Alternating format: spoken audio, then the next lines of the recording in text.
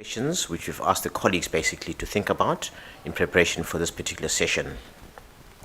What I'll then do after introduction is have a seat and join our colleagues on the podium and pose the questions to them.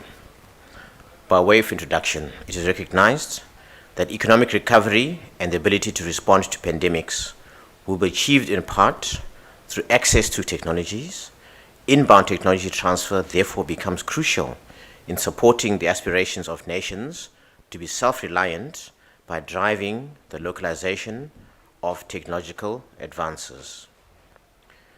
I think we'll go first, Jenny Lee. What, in your view and experience, remains a hurdle to manufacturing at scale despite access to the intellectual property of global partners such as the World Health Organization, facilitated through the workings of the medicine's patent pool, for example? So firstly, thank you very much for the warm introduction today and the invitation to be part of this panel discussion. I think, from my perspective, the increasing pressure for speed to market is at odds with the current environment where delays are experienced in moving drugs from R&D to production, as well as in moving them to contract CDMO type facilities for expanded production around the world. So in my opinion, I think the major hurdle that is driving these delays is really the lack of a strong ecosystem for translational development in South Africa. So this includes, the translation and scale up of production, as well as the application of modern manufacturing technologies in the country. So I think, we have the opportunity where we can take advantage of a number of the leapfrogging opportunities that are provided by new technologies within the region, and this could really support a new investment in CDMO type manufacturing to create a pharmaceutical production hub in Africa. But there is this hurdle to translational development in the form of infrastructure investment into these types of facilities, as well as into the development of a skilled workforce that can actually work in the space, and then also the requirement for regulatory buy-in around new production processes and modern manufacturing technologies. Sure.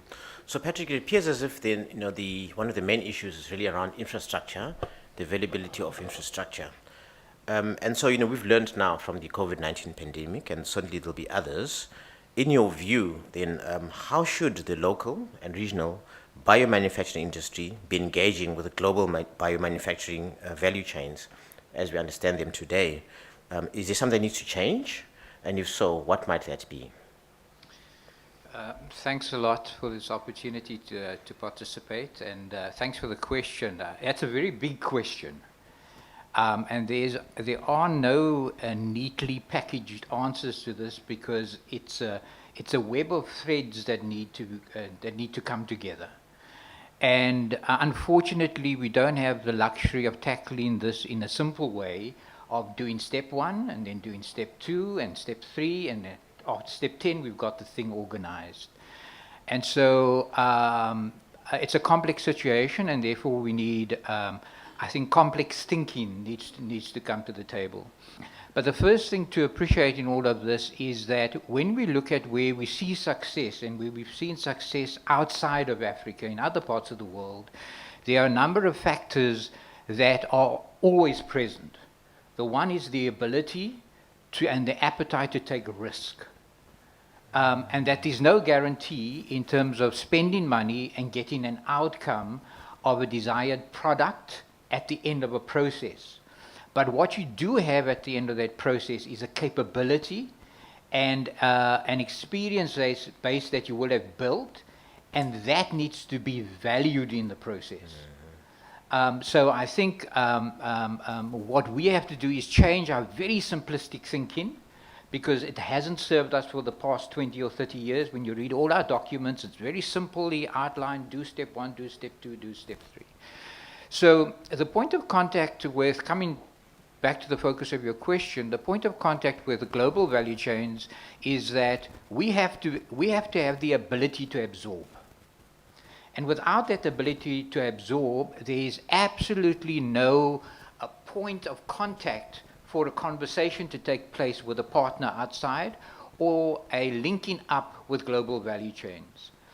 And I'm talking about from a vantage point of my involvement with the African Vaccine Manufacturing Initiative, as well as from a BioVac perspective, in terms of there's no better way to be able to do it than to start doing it, and earning all the scars, etc. So I would say that it's risk taking needs to be a big thing. The ability to absorb, which means track record and confidence and trust building. We need to be people, companies, organizations that deliver on our word. When we say we'll do something, we'll do it. And then I think that on the policy side, we need to have alignment, because now I'm going to simplify this whole thing by saying the big showstopper in the room, the elephant in the room, is that there's no market. If you had a market, it would attract investment, the investment would attract partnerships, and the whole thing would start running. We don't need access to large sums of money that is entirely soft. If there were a market in Africa that would attract investment. There are a number of other things to consider, but others are burning to answer questions as well. No, certainly.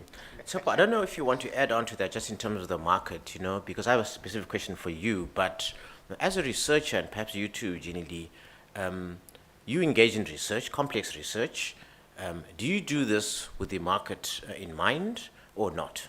Tell us about your perspectives before I come into your question. So thank you very much, Visile, for the invitation to join the panel. And yes, I'll just add a little bit to what Patrick has said. I have a view that actually, if we were to look at our market as a regional bloc, as Africa as a whole, Yes.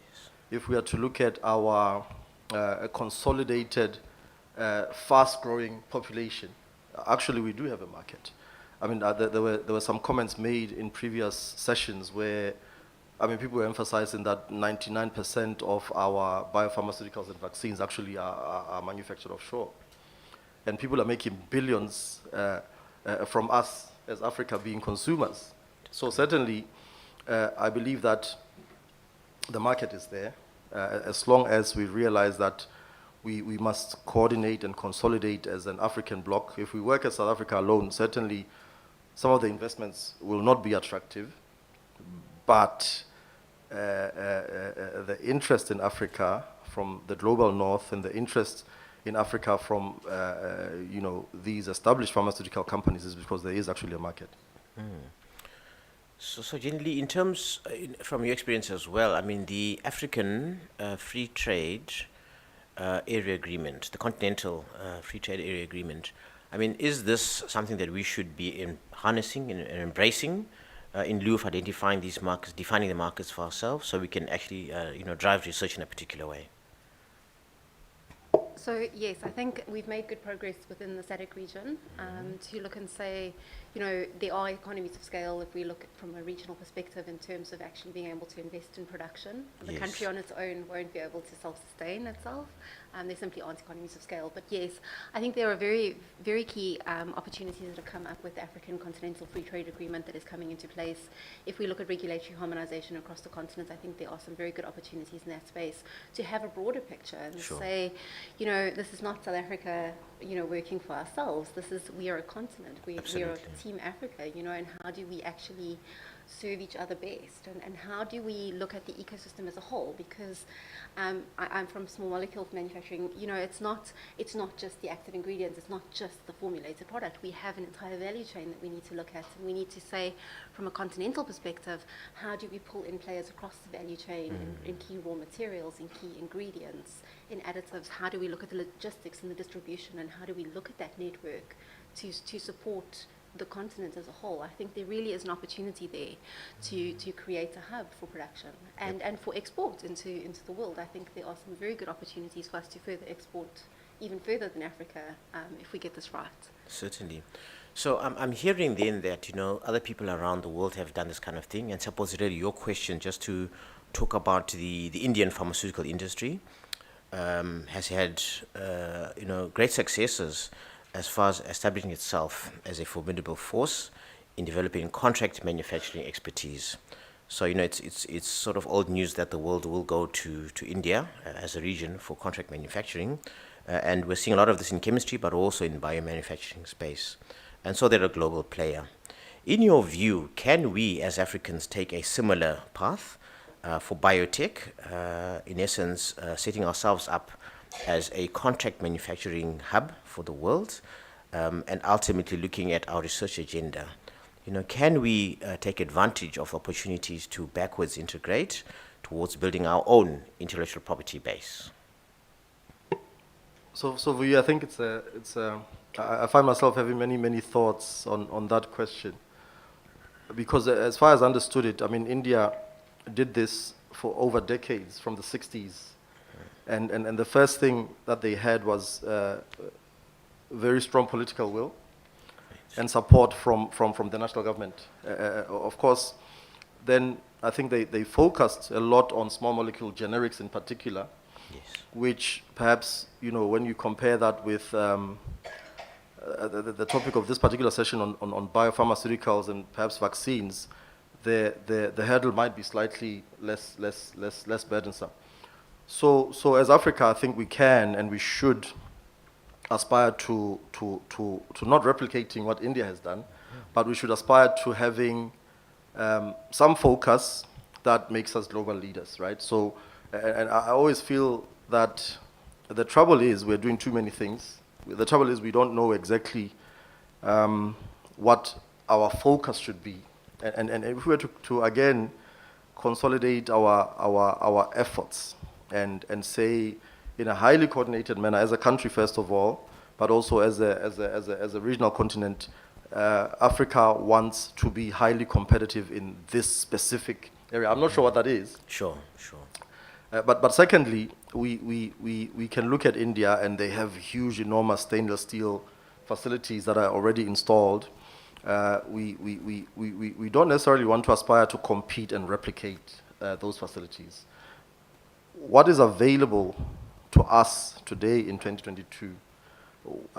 Generally mentioned leapfrogging, generally mentioned accessing unique technologies that might give us a niche. It's possible that actually, if we look at it in a different way, I mean, I'm a proponent for my own biased views on what we can do in terms of production of biopharmaceuticals.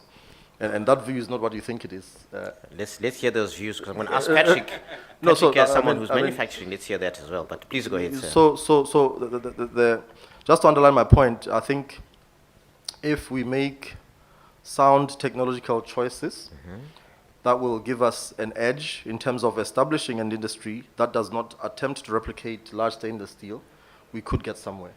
I've worked a lot in alternative expression systems. Those might not be the solution, but there are now currently trends that show us that actually with very small footprints of manufacturing capabilities, with very sophisticated means of linking upstream production and downstream production and finish and fill, in a room this size, you could supply the whole continent with biopharmaceuticals. Super.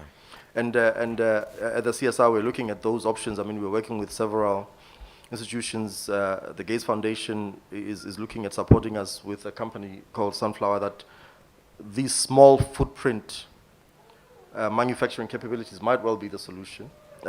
All I'm saying, I think, is that despite my biased view of what we might do, is that we shouldn't necessarily aspire to replicate large stainless steel manufacturing facilities, because the path to get there will be too long and too expensive and too difficult. And in any case, we'll only be replicating what others have done. Absolutely. What is our niche? Or what technology choices can we make to rather compete effectively with a 2022 view? Absolutely. So, Patrick, you are manufacturing vaccines. You look for business on the continent, globally as well. And what is it that you think, as we've heard from Tshepo, what is it you think we should be doing as Africans to render us competitive? I think that we've got to believe in ourselves. And when I say believe in ourselves, this is not a rah-rah kind of thing. It's a fundamental, intrinsic way of living that this kind of thing can be done in Africa. Now, my perspectives are entirely focused at this point in time on vaccine production. Yes. Obviously, there are nuances when it comes to other therapeutics and diagnostics. But from a vaccine perspective, and maybe I should clarify the earlier point I made about markets, and that is that the market in Africa currently resides in Copenhagen. What we mean by that is that UNICEF supplies 40 of the African countries currently with vaccines, subsidized or partially subsidized. So this means that not only do we have this uphill climb of building this capacity, but when we reach the commercial production state, we ought to be, irrespective of the economies of scale, we ought to be competitive against every other supplier to UNICEF. And so when we say that the market is not providing the pull to bring and attract the incentives of investments of time, effort, and money into building this capacity in Africa, that is what is meant there. I think that we, I'm very encouraged, and I think we need to watch this space very carefully by the efforts of the African CDC, charged by the AU, which has resulted in the Partnership for African Vaccine Manufacturing, yes. And that in turn has resulted in a framework document called the Framework for Action, which in my opinion captures the essential bits that we need to focus on in driving this vaccine capacity building agenda forward. But I think that as we drive this agenda forward, the market is a given that needs to be solved.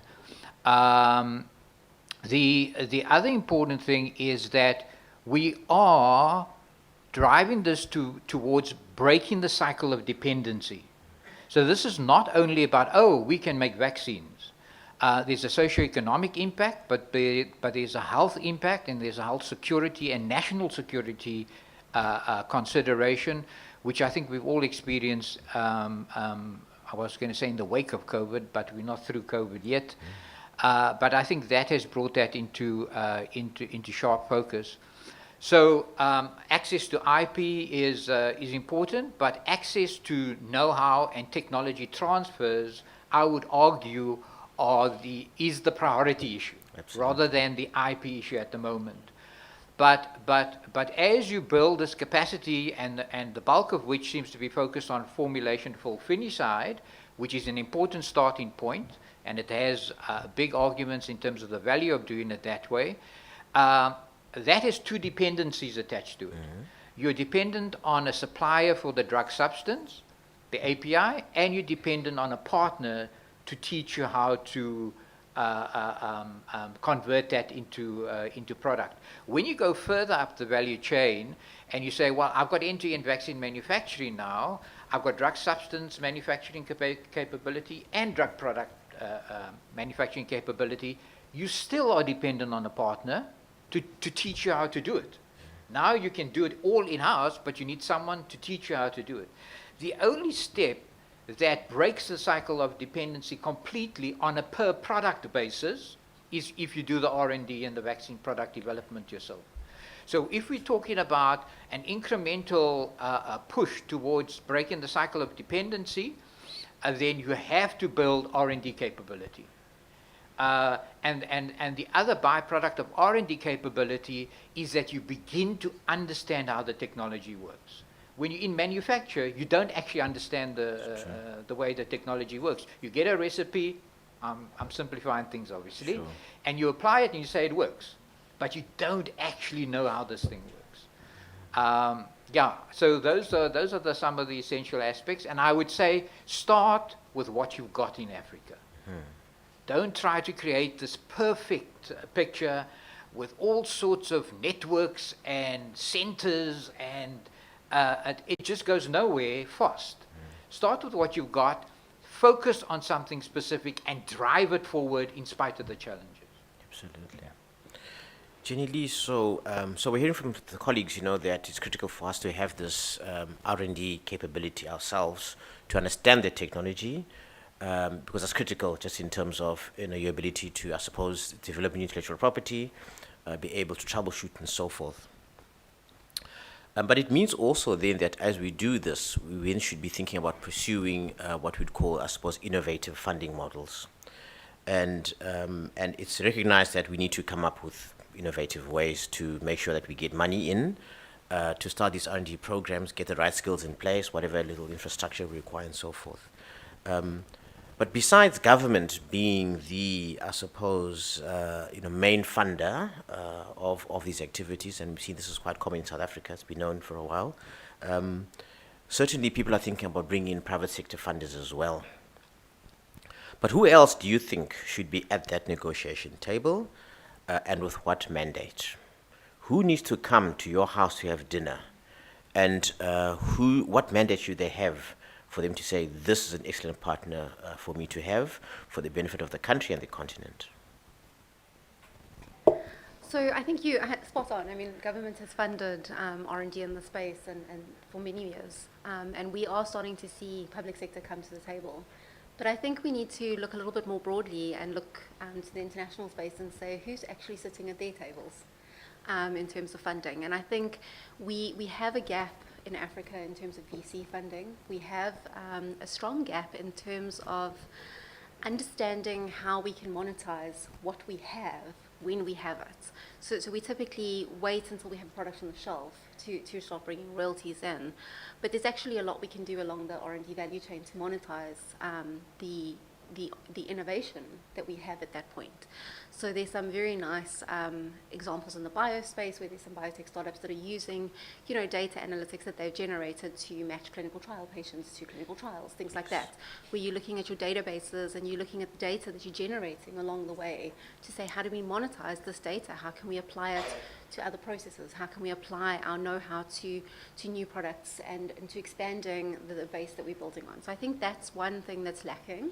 I would like to bring people to the table that have that sort of startup mindset in terms of, thinking of how you can create a business and monetize basically your product at every point along the value chain. I think another perspective that's also missing from the table, and I think that's something where VC type funders would bring it to the table, is that real drive for starting up companies.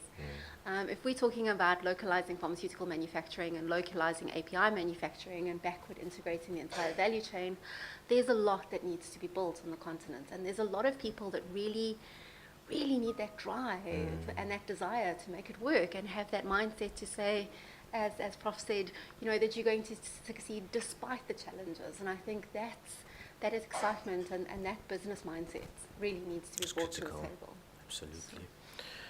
So Patrick, you mentioned something just around, where I suppose the decision makers, whatever it was you said, are sitting in Copenhagen. So let's talk a bit about that, because that relates to another question we would like to talk about. So it's clear to us that governments are the largest procurers of vaccines, particularly from global markets through entities such as UNICEF. And of course, to do that, it means then before you are a supplier of these vaccines, you need to be WHO pre-qualified. And we understand this to be quite a huge burden for newcomers in the space. In fact, a lot of manufacturers or aspiring manufacturers have said for us to in essence pass this WHO pre-qualification is expensive, etc., etc. However, we're warranted, like in South Africa and other countries on the continent, where we have manufacturing capability at scale, such as yourselves. It becomes then important for governments to understand that really to support initiatives such as yourselves, BioVac, preferential procurement or even exclusive procurement might be the way to go and must actually be prioritized in terms of policy or whatever it might be. But in your, in the work that you do, if you were to sit down with, government officials and so forth, what would you say to those governments and government officials that permit competition from outside their country to their very own through policy or otherwise when it comes to procurement. What did you say to those officials? Um, I would say flippantly that you need to see a psychiatrist. Why? Because it's a schizophrenic way of looking at life and a way of living. Now, if you're not saying as government that you are supporting or you want to support and nurture local industry, then that's fine. Then it makes sense. Then at least you're internally coherent. Absolutely. But we have a situation in South Africa, and I guess it's elsewhere as well, and there are different spheres of influence and spheres of control. So in the self-procuring countries like South Africa is, government has the power and the authority to really make a difference in terms of how local capacity is built and protected and nurtured. And this doesn't have to be in building the industry in a cocoon. There can be tough terms and conditions attached to it so that it's robust and resilient after a period of time. But you can't expect an under 12 boy to run on the field and play soccer with a Premier League player. Sure. And so that dynamic needs to be thought out in a very rational way. I think that this calls for, as you've alluded to in your question, that there needs to be internal policy alignment, where and this is not pointing the finger to the Department of Health. Their mandate and mission is to ensure that health is served to as many of the population as possible. So their dollar or rand needs to be stretched. So when they look at a vaccine tender, by way of example, they're saying, well, how much vaccine can I get for this rand from supplier X or supplier Y, which is reasonable. But there needs to be another circle around that to say, well, maybe it's not going to be the onus of the Department of Health to ensure that they're paying 20% more. It might be trade and industry, or it might be treasury, or it might be DSI. But somehow or another, a conversation needs to be had around the table to say, what are we doing about building this local vaccine industry? And we are at a point in time now where vaccine tenders are going out with no indication that there'll be any support of industry. And I'm not only talking about BioVac, and thankfully we've got other players in the South African market now, Afrigen and Aspen, etc. So this is not only a BioVac story, but it's a good example to build a case study around to say, well, if it plays out in South Africa in a particular way, how does it play out in Ethiopia? How does it play out in Senegal, etc.? And so I think that this internal alignment needs to take place. And I think we also need to stop fooling ourselves that government is one. Sure. When you say government, well, the president says something today. He's the champion of the COVID-19 AU champion, and he's really been quite forceful in terms of leading the charge in terms of support of local vaccine production. But we need to ensure that the health ministry is around the table, yes, the science and innovation, DTI, etc. So I think that's going to be critically important. Otherwise, we're basically fooling ourselves, and we don't actually believe in the thing that we're saying. Tsepo, in your space, and I suppose you too, Jin Lee, what are your views as well? Because it'll be, yes, from vaccines, by manufacturing, but Tsepo, this might come to other products. Whether this is GCSF, it might be erythropoietin, whatever it might be. Do you see a similar challenge and a similar response to that? And for you, Jenny Lee, as well, from the active pharmaceuticals ingredients manufacturing perspective as well, do you concur with what Patrick is saying? Because it'd be great to hear that you concur, because it means then that what he's suggesting is almost like a universal solution to this particular problem. It just makes it easier. But let's hear your views just around the role of government in terms of supporting local industry, particularly in these let's call them complex technologies that you're engaged in. Perhaps let's start with yourself, Tepo, and then over to you, Jenny Lee. So I'm in agreement with what Patrick is saying, and I think what he's saying is applicable across the board, beyond just vaccines, right?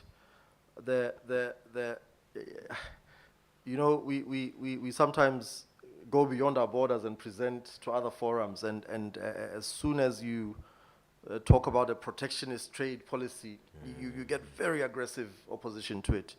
Yet actually, we are trapped then in a situation where we can't advance to be on a level playing field with the global north.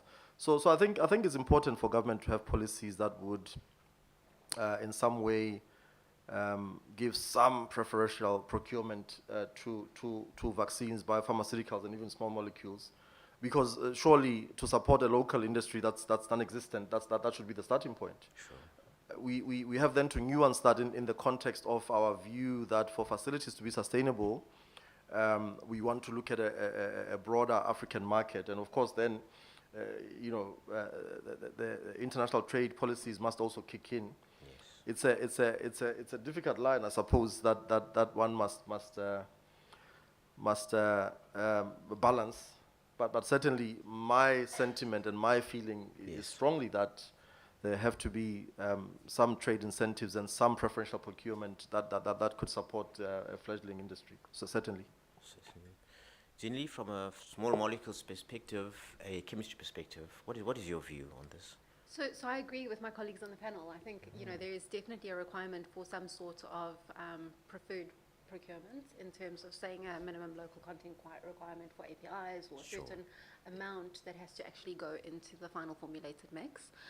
I think it is challenging, when you have to bring in the regional complexities in terms of actually requiring that scale, economy of scale, to make it a break-even kind of business.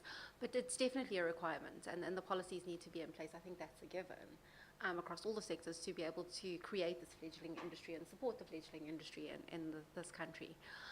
One concern I think that we would always need to bear in the back of our minds, though, is that we do still need to have a competitive industry within the country. So we can't create the type of ecosystem that supports only one institution to actually enter the market. So we still need to have that sort of competition within the market so that we are supporting a number of new entrants at the same time, so that we can bring the price down and keep the price down, and we have that cost competitive aspect, because we know that we have to stretch our rand as far as we possibly can in this space to access, to provide support to as many people as possible in the country using zero-age money. So I think that's something that we always have to consider in the back of our minds. As much as we need to have the policies in place to support local production and to ensure preferential procurement, we also need to try and sustain a competitive market within the continent and within the country. Absolutely. So I think, as we sort of, summing up our discussions, we'll invite, the floor for questions. All of you actually deal or will deal with the regulatory bodies of our country. And I think it's unquestionable that they do occupy a very important role in the ultimate commercialization of medical interventions. And so when we look at, what happened with the COVID-19 pandemic and some of these regulatory bodies, the FDA, for example, have had to adapt to societal demands for access to medication. For example, we saw the relaxing of regulations just so that, there was rapid access to medications by the FDA and so forth. If you were to be around the table, since we are talking to people, for all of you, this is in essence a question of all of you, what critical discussions with regulators would you like to have to strengthen this relationship that we want to establish with our regulatory bodies in the country? I'll start with you, Jenny Lee. Perfect, thank you. So I think from an international perspective, we need to really sit around the table with the FDA and SAHPRA and some of the regional regulators to really understand how the FDA has charged ahead with the approval for modern manufacturing technologies. They really are leading the charge in that space in terms of issuing guidelines and actually getting drugs to market using these technologies. And I think it really is an opportunity for us to sit with our local regulators and our regional regulators and the FDA and say, what are your key learnings? What were the key challenges? What are the things that we can bypass and the mistakes that we don't need to make in this space? I think there's a lot we can learn there. From a more local perspective, I think the second topic I would discuss with the local and the regional regulators is to say, you know, we have the African Continental Free Trade Agreement in place. We're looking at regional regulators.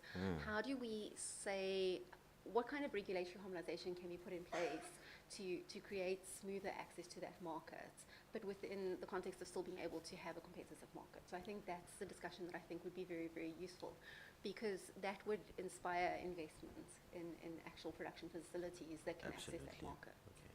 Tsepo, your views from a biomanufacturing perspective, and why I'm very interested in this, and you know, we'll hear from you as a sort of researcher in the space, and then from Patrick, of course, who's running a facility that does this kind of thing. I suppose it would also be important to understand, you know, what will ultimately happen to that which you're doing research on. So tell us some of your experiences, you know, some of your involvement with regulatory bodies and those kinds of discussions. We're in essence looking for insights for aspiring researchers in the room. Thank you. No, thank you, obviously. So I've been fortunate in recent months, years, to actually interact quite directly with the local National Regulatory Authority. I see colleagues actually in the room who are here, and I'll be quite frank. I mean, the experience I have is that there's a new sense of urgency. Some of us, I mean, as an evaluator for some of the committees, you find that actually the pressure is to try and expedite the speed. We know that there have been quite a number of complaints with SAPRA's turnaround times, and that has been a recurring problem that I think is being solved. But I want to maybe talk to an agenda I have currently. Certainly. Because one of the things we're doing right now at the CSIR is to build an investigational facility for process development, first of all, but also for making clinical grade batches of biopharmaceuticals for clinical trials. And we subscribe to PICS. PICS is the Pharmaceutical Inspection Corporation scheme internationally, and in South Africa we subscribe to PICS. But then you realize that sometimes the guidance given to PICS can be interpreted into an act, and some of the hurdles for an investigational facility are identical to the hurdles you'd require for a final production facility. You can imagine, and if you contrast this with the American system, the FDA system, which has what they call phase-appropriate CGMPs for investigational facilities, we are creating our own hurdles in translating our proof of concepts to the market by perhaps being rigorous and sometimes conservative with our regulations. So I mean, it's an agenda I want to talk to, because I mean, I've also spoken directly with some of our SAPRA colleagues about it. I believe that, of course, we have to be quite conscious of quality, safety, and efficacy when you go into humans at any stage. Sure. But certainly there might be scope for replicating some other regulatory authorities that allow investigational facilities to have slightly different licensure requirements. I mean, as an R&D investigational facility, we are still required to have even a responsible pharmacist and a quality person. That's in contrast to, for example, the FDA system. Sure. Yet we all subscribe to PICS. Absolutely. So I'm bringing a detailed, nuanced, piece of experience, only because it's something that I think would expedite and help to create an ecosystem that allows things to move from R&D to production. Investigational facilities should have highly regulated environments, but certainly it's possible that you can have these phase-appropriate measures that allow things to happen much quicker. Absolutely. So Patrick, I mean, what we've heard from the colleagues would in essence apply to, technology developed inside the country. But of course, we speak about leapfrogging and so forth. So we might engage, say, in inbound tech transfer. I know there are colleagues in the country who are looking at bringing technologies from Cuba, in the biopharmaceutical space and so forth. But ultimately, for any of those to be commercialized in the country, they ultimately need to go through the regulatory authorities. But in your view, as BioVac, with your own products and wanting to sort of bring in other stuff from other countries as well, for the purposes of your business, business interests and so forth, your experience with the regulator. As I said, the question was really, what discussions would you like to have with the regulator in the pursuit of your business and its competitiveness and so forth, and desire to bring these products to the benefit of mankind? Yeah, so I think there are two sets of discussions, and obviously they're linked. The one is on what one might call licensed products or licensed technologies. Yes. And that's a far more mature engagement, because you can rest with some confidence on the track record and history behind the product elsewhere. Yes. And the fact that the product is, most of the times, has been in the market for a number of years already, gives confidence that the product works. So from a GMP licensing perspective locally, there are technology transfer considerations that are examined. And that's a whole bag of issues that you unpack. But I think from BioVac's experience over the last 10 years with the MCC and now SAPRA, that has really been a steep and a difficult learning curve, very, very challenging. But I think that the landscape has changed, and it's changing for good. Great. SAPRA has certainly changed the way our regulatory authority works and engages with industry. And I think the important point to always hope for and seek is engagement. We can debate and argue around the technical things and the issues, but if there's a platform for engagement and rational scientific discussion, that I think is a huge critical success factor. I think then to touch on the point made earlier about the capacity in the country for the manufacture of product that's going to be taken through the clinical development pathway. The reality is that this is a pioneering set of activities for all of us, the regulatory authority as well as industry, and BioVac finds itself in the very same position. And there's always a discussion about the chicken and egg, because from a commercial perspective, the SAPRA does not come to inspect unless there's the product to inspect. Yes. Okay? But from a clinical trial or a product development perspective, you don't have a product yet, but you want to know, can I make the product in this facility, and will it be okay to put into humans? So you say, oh, but now where's the product? What comes first, the product or the facility? And so I think that's a set of conversations that's currently underway, and I think it will deliver an answer. So that's one of the conversations, to be specific. But I think the reality is that this capacity does not exist anywhere on the continent, because from a vaccine perspective, there's been no vaccine that's made it into the market, that's been developed locally, produced for clinical trial locally, tested locally, and then commercialized.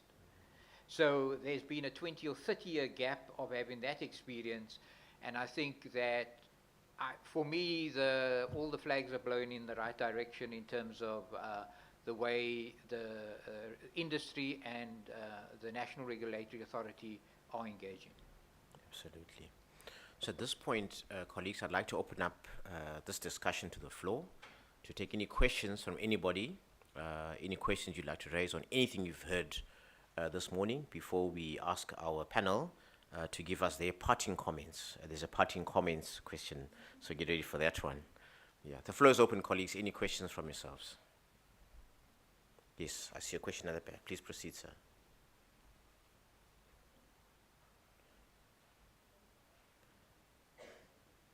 And if I may suggest any other questions to be asked, the colleagues may line up behind the gentleman James here. Yes, please, sir. Please join the queue. Super. Thank you. Thank you so much for this amazing session. My name is James Sakwa from TIA.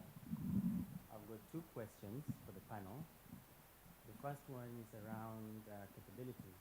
You did mention that one of the critical factors is development of capabilities. So my question is, how do you institutionalize the capabilities in the country and also on the continent? And then the second question has to do with raw materials. So, right through the conference, we've been told that the difficulties of supporting biomanufacturing in the country, really, one of the challenges is acquiring raw materials. That is the intermediate ingredients you require for biopharmaceuticals. So how do we develop a program that will take us to a journey where this is not an impediment? Right. Do you perhaps want to attempt? Thank you. Okay, so I think the first question was how do we institutionalize the capability building That's correct, yes. within South Africa and then also within Africa.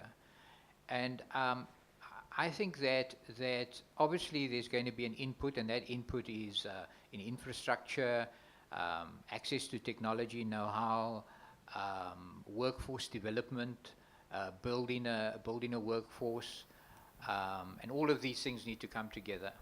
But they need to come together in what is, I would think, needs to be a going concern. It needs to be housed in a company or an institution. It can't just be a thing set up in a transient way, because with time that thing will disappear and you lose all your institutional know-how. Absolutely. I think the challenge that many companies deal with, and I would say many organizations generally deal with, is also as you build a workforce, how do you ensure that you retain the workforce after investing time, effort, and money in this? And there is no 100% solution to that. You have obviously to offer an attractive working environment, and I would argue a company like BioVac I think it's easy for us to say, well, you know, the type of work that we do and the focus of our business has a purpose to it. Sure. So there's that element to it, but no one, I mean, purpose doesn't feed you at night. So people want to look after their families, and so you have to become competitive in terms of the salaries that you pay. But I think that there's a whole sort of ecosystem of things that needs to come together. So you know, so I'm not too sure when one talks about institutionalizing capability, what exactly is at the heart of the question. But for us as South Africans, I think we need to have many entities. They need to be private companies, as well as private-public partnerships, as well as institutions like the CSIR and others, where although people might move, but when they move within, they would move within the country. Yes. And so at least the country maintains that. And then one could then draw a bigger circle around Africa and say, well, even if they're going to leave South Africa, maybe they'll move to other parts of Africa. But people will follow where it's most attractive for them, their careers and their families. Absolutely. Tsepo, your views, then you, Jean Lee. So I'll tackle a different question. I think Patrick has really spoken very well about the first one. And James's question around raw materials and other resources and inputs required for the manufacture of biopharmaceuticals and small molecules is a very good one. I mean, we heard even yesterday in one of the sessions that even the US, who is a force to be reckoned with, as they try to relocalize the manufacture of pharmaceuticals themselves, are finding that they actually now have to consider re-establishing a fine chemicals industry. Beyond that, there's a whole web of other products that are required, the consumables required. So when we grapple with the question of sovereign production, self-sufficiency, it's actually a minefield. And James is right. We must look beyond the API. We must look beyond the finished product and see that actually it's a huge network. But the positive side of it is that clearly then a thriving local biopharmaceutical sector and manufacturing capability can actually grow a broader economy. So Absolutely. if we look at it that way, actually, we can see that the benefits will be huge. Absolutely. Generally, from your perspective in the chemical space, please give us your views. So I think maybe to answer the first question, in our space, collaboration is key, really. So in order for us to be able to build a skilled workforce, to localize these capabilities and to maintain them in the country, we need to look at a Team South Africa or a regional view. We can't say, this is me and my company and I'm building it for myself. That will never work. Our pool of skills is simply too small. So we have to collaborate. And I think one thing that we haven't maybe touched on earlier is the collaboration with academia as well. So we need to bring them on board and make sure that they're also focusing on translational development and getting products to market and also assisting with these types of training initiatives. And I think I can speak from personal experience at the CSR. It's something that we do very well. We're currently looking at building an open innovation facility in this space, and we are sharing know-how between industry and academia and trying to bridge that space. So I think that really is an area that we need to look at in detail and say, how do we work together to solve this problem?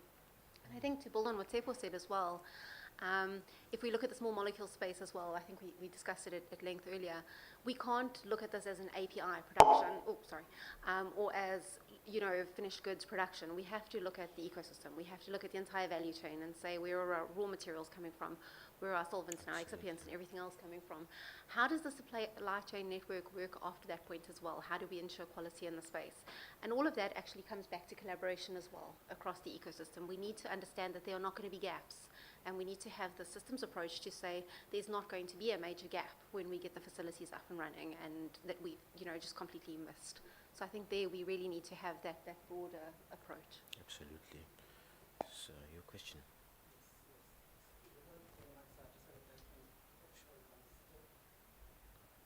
Okay. Yeah.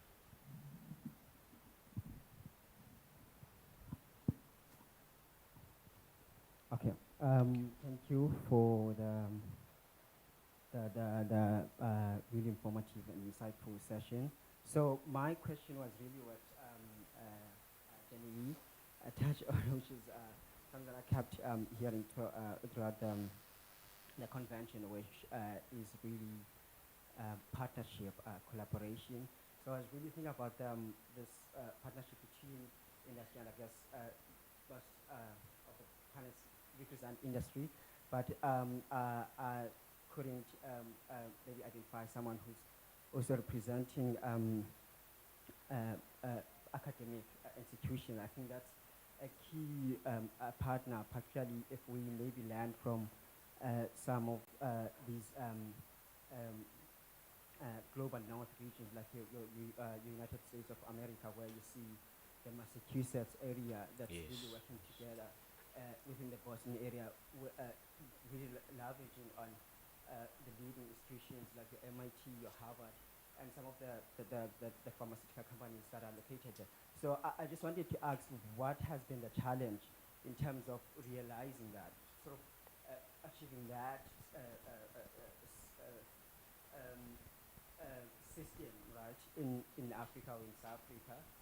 Maybe any challenges that you as industry sort of representatives that you may have experienced in terms of working with the academic institutions, and what maybe can be done to try, I'm talking about maybe practical things to try and sort of bridge that gap. And I'm also thinking about myself as a student, and I know that some really passionate students are wanting to make a difference in terms of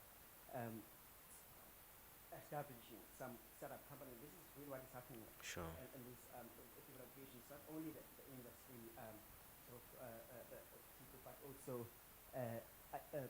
the public sector. And I think also thinking about what can be done to translate that knowledge that we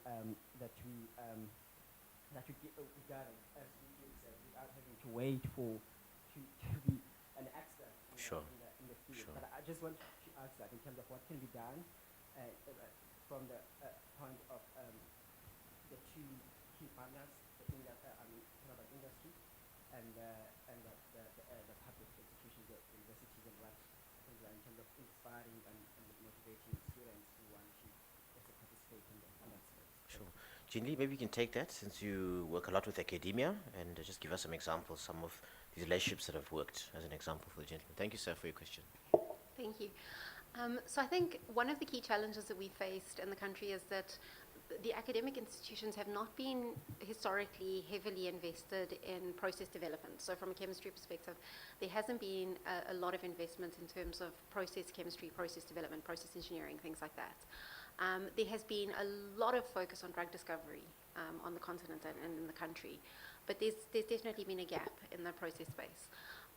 What we have seen change in the last 5-10 years is that we've seen significant investment from DSI into building new capabilities at the university. So they have invested quite heavily in infrastructure, in the chairs initiatives and things like that, to start focusing on more translational work.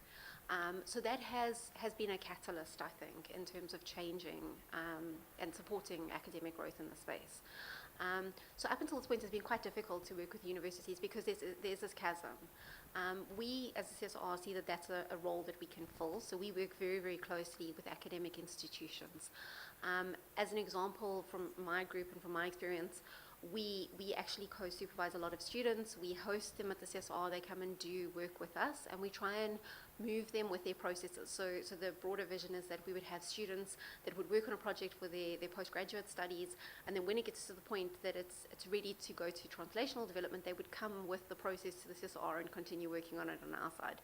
So we try and bring those skills and develop those skills as we develop the processes, and that's something that we found is working quite well. In the same vein, where you work with industry, the idea is that eventually we want these students who are early career researchers to be picked up by industry, and the idea is that we want them to move with their processes into industry as industry picks those up as well. So I think that's been quite a good experience up until this point with working with the academic institutions locally. Internationally, we've had very good experiences working with our European counterparts. We've got very, very nice exchange programs that are working with them, and this is really where the technology onshoring comes in. We want to be fast followers. We're not trying to reinvent the wheel here. So what we are doing is we're saying there are technologies like flow chemistry and continuous manufacturing, and all of these cool things that are actually available internationally, and they're cutting edge, and they're just starting. Let's learn from them. Let's partner with the leading institutions. Let's work with the guys that are absolutely at the cutting edge in the space. Bring those technologies back and train our people. So we do a lot of exchange programs internationally and bring that knowledge home effectively so that we can really hit the ground running with it. And I think that's been, at least from my perspective, a very, very positive aspect in working in this space. Absolutely. Thank you very much. No further questions. Okay, so as we draw, in one sentence, your parting comment to anyone who has the power, resources, and influence to localize biomanufacturing for economic development in low and middle income countries on the African continent. Power, resources, influence. In one sentence, what would you say to that individual? Jenny Lee? So you're putting me on the spot. Yes. I think in light of the COVID pandemic and one sentence, the massive change in the global supply chain, I think my plea would be to say we have massive advantages in terms of technology that we can bring into the country and localize that would give us a leapfrogging opportunity and really put us at the forefront of the world. My plea would be please invest in that. Super. Please invest in that. Okay, great. Seppo, one sentence. So we do have it in us, and please support and invest in this sector, because actually there's a lot of impact to be made. Super. One sentence, I could go on. One sentence. The impact, the key. Patrick. We don't have a choice. The cost of not doing it is far greater than the cost of doing it. Super. Thank you very much, colleagues. That brings a close to this session. And I'd like to thank you very much, esteemed panel, for your discussions and contributions. Thank you very much to the audience for your questions and for your attention. Thank you very much.